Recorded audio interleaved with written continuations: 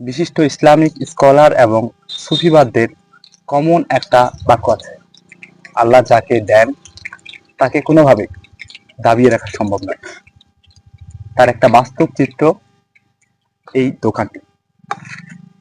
এটা সচরাচর আমরা যে পেঁয়াজিগুলো খেয়ে থাকি বাজার থেকে, তেমনই একটা পেঁয়াজের দোকান, কিন্তু এটার বিশেষত্বটা আকাশ ছোঁয়া। কারণ এটি জঙ্গলের মাঝখানে নিরিবিলি একটা জায়গায় করা। তবুও দেখুন, দোকানটি যথেষ্ট মন কেড়েছে দর্শকের। দোকানটি সম্বন্ধে একটু জানবো আমাদের বড় ভাইয়ের কাছে। আসসালামু আলাইকুম। ওয়ালাইকুম সালাম। কিছু না মনে করলে আপনার নাম জানতে পারি? হ্যাঁ, আমার নাম হচ্ছে মোহাম্মদ ফিরোজ বাবু। দোকানটা কি আপনার?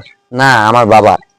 আচ্ছা, আপনি অল্প সময়ের জন্য বসেছেন? হ্যাঁ, অল্প সময়ের জন্য বসছি, বাবা অসুস্থর কারণে আমি বসছি। আচ্ছা, আপনাদের এই দোকানটার বয়স আসলে কত? এটা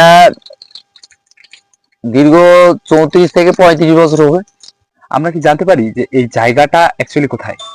এটা নির্মল ইউনিয়ন, মৌজা হচ্ছে ফকন্দা।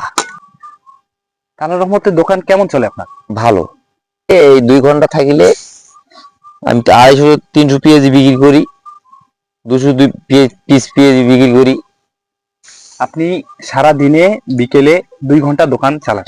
হ্যাঁ, মানে 4টার পর থেকে বসি, আর 7:30 থেকে 8টা পর্যন্ত উঠে চলে যায়। এটা একটা মানে দারুণ ব্যাপার।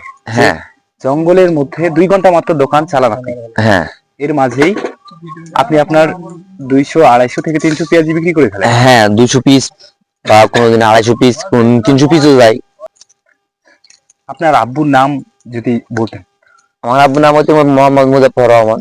আমরা যদি এই পেঁয়াজ দোকানটির পরিচিতি চাই, তাহলে মুজাফফর আঙ্কেলের পেঁয়াজির দোকান। হ্যাঁ, হ্যাঁ, আমরা এই জিনিসটা দেখতে পাচ্ছি যে এখানে 36 বছর প্রায় এভাবেই দোকান করার পর দোকানটা মনে হয় সবে মাত্র কালকেই দিয়েছেন। এমন একটা অবস্থা যেখানে বাতাস আসলে বা বৃষ্টি আসলে হ্যাঁ নিজের লুকানোর জায়গাটাও সংকীর্ণ। তো ভাইয়ের সঙ্গে কথা বলে যা বুঝলাম, এমন একটা পরিস্থিতিতে তিনি 36 বছর, তিনি বা তার ফ্যামিলি 36 বছর যাবৎ দোকানটি পরিচালনা করছেন। তারপরেও তারা যথেষ্ট সুখী বা হ্যাপি দোকানটা নিয়ে, তাদের ইনশাআল্লাহ। কোনো অভিযোগ নেই। যাই হোক, এমন মানুষ খুঁজে পাওয়া দুর্লভ, যারা এমন একটা পরিস্থিতিতেও নিজেকে মানিয়ে নিতে জানে এবং তার পরিস্থিতিটা নিয়েও ভালো থাকতে জানে। যাই হোক, আবার হয়তো দেখা হবে আপনাদের সঙ্গে নতুন কোনো একটা ভিডিওতে, এমন নতুন কোনো একজন উদ্যোক্তাকে নিয়ে। আসসালামু আলাইকুম, দেখা হচ্ছে নেক্সট ভিডিওতে।